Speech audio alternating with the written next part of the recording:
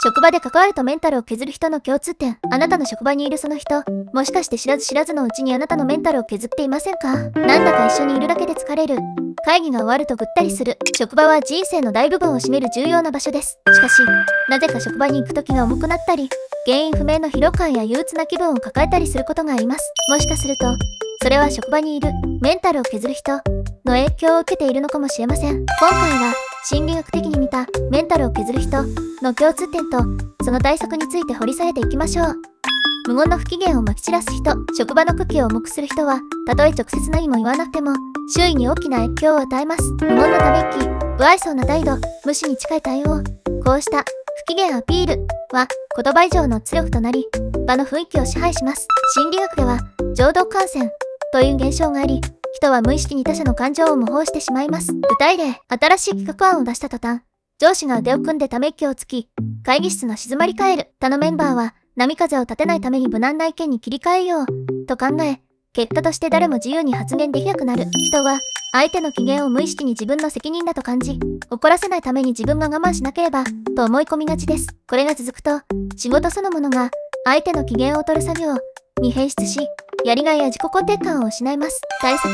このタイプへの対応は、相手の感情は自分の責任ではないと意識することが第一です。相手の機嫌に引きずられず、自分のペースで物事を進めることが重要です。もし難しい場合は、同僚と状況を共有し、職場全体で空気に流されないルールを作るのも有効です。また、自分が話すときは、ため息や態度で感情を見せる人がいるが、それに左右されずに話そうと意識するだけでも、心理的な負担は軽減されます。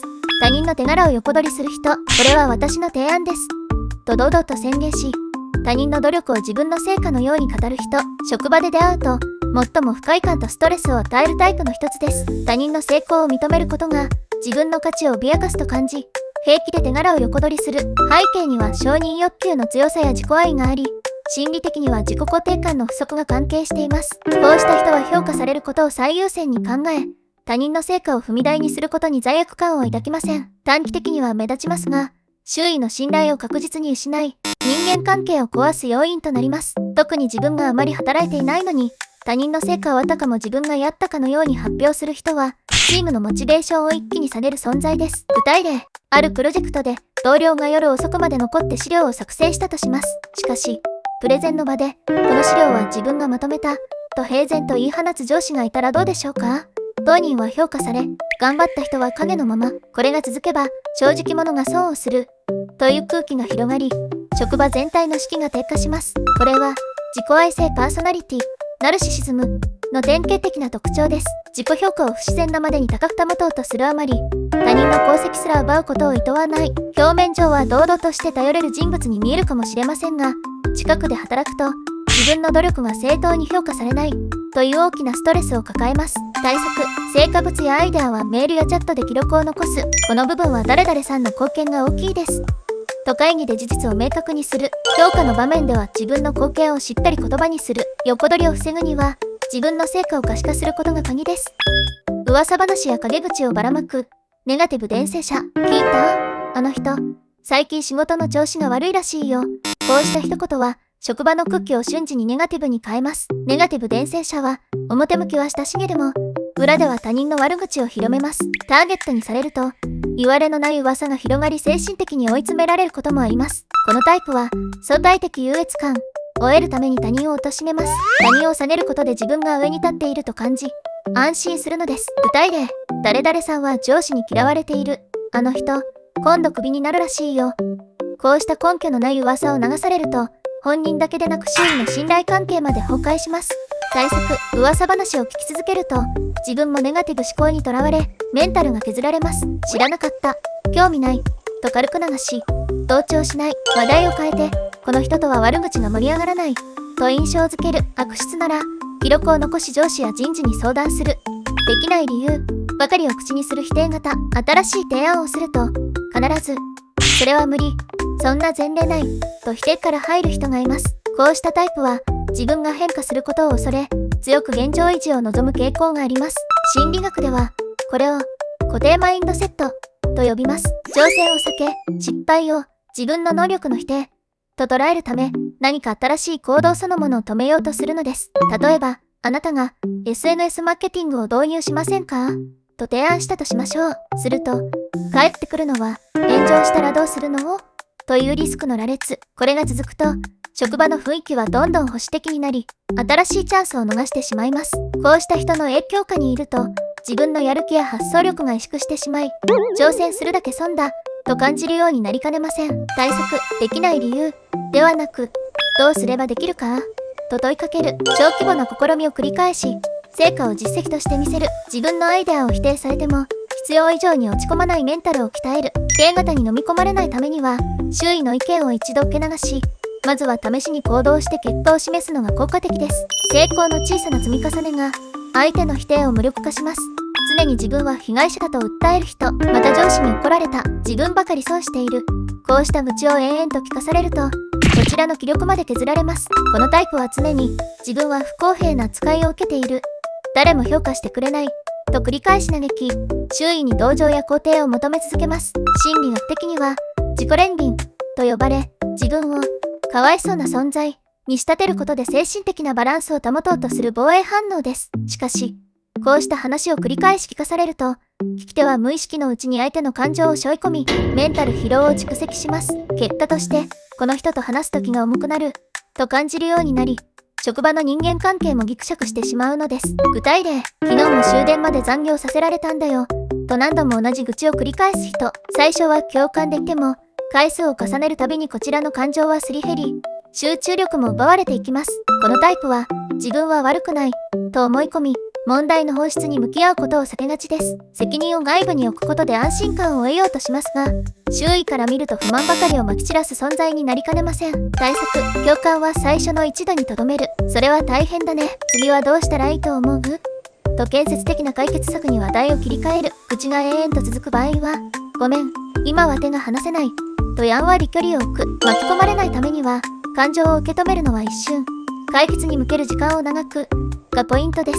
話を聞くだけで終わると、相手はさらに被害者意識を強めてしまいます。自分のミスを認めない。責任転嫁型。職場に必ず一人はいるのが、このタイプ。自分の失敗を決して認めず、あの人が悪い。連絡が遅かったからこうなった。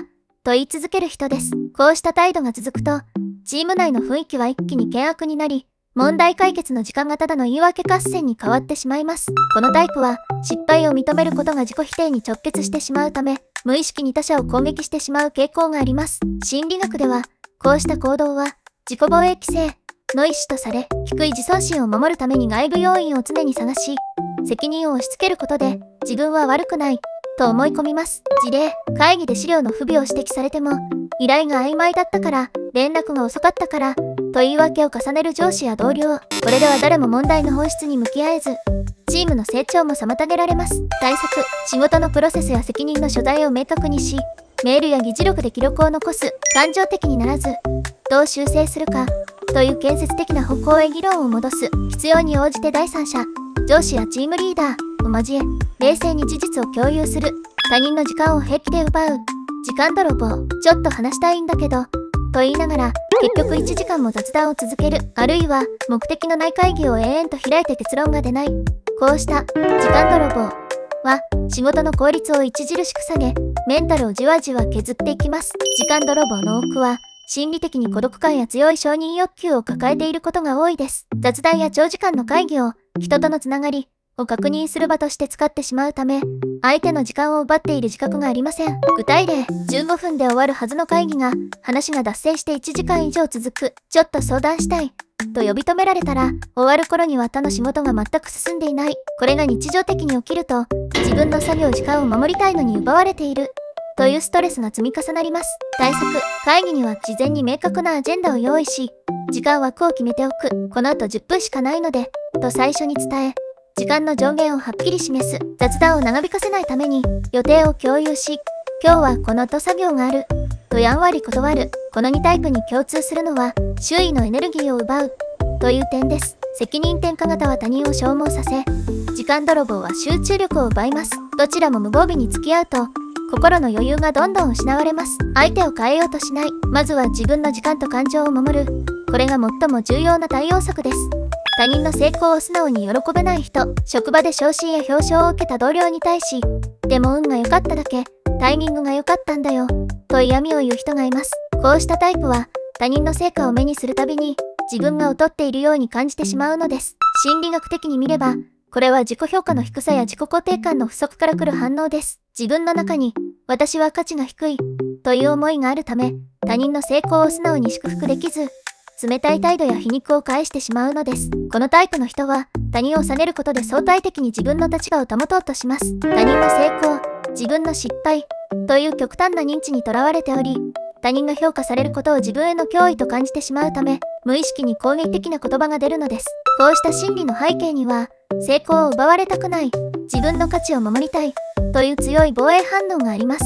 例えば、同僚が新しいプロジェクトを成功させたとき、本来なら、おめでとう、と声をかければ関係が良好になります。しかし嫉妬型の人は、上司に気に入られただけだよ、と水を差す発言をしてしまい、周囲の空気を悪くします。結果として、こうした人の近くにいると、こちらまで気持ちがざらつき、メンタルが削られてしまうのです。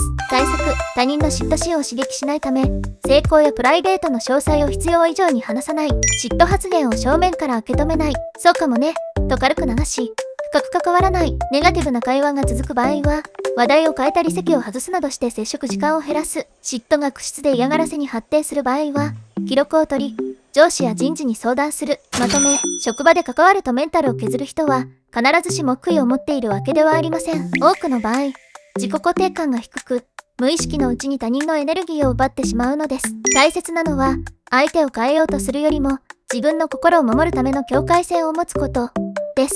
感情を消耗する関わりを減らし、自分の軸を保つことで、仕事も人間関係も驚くほど楽になります。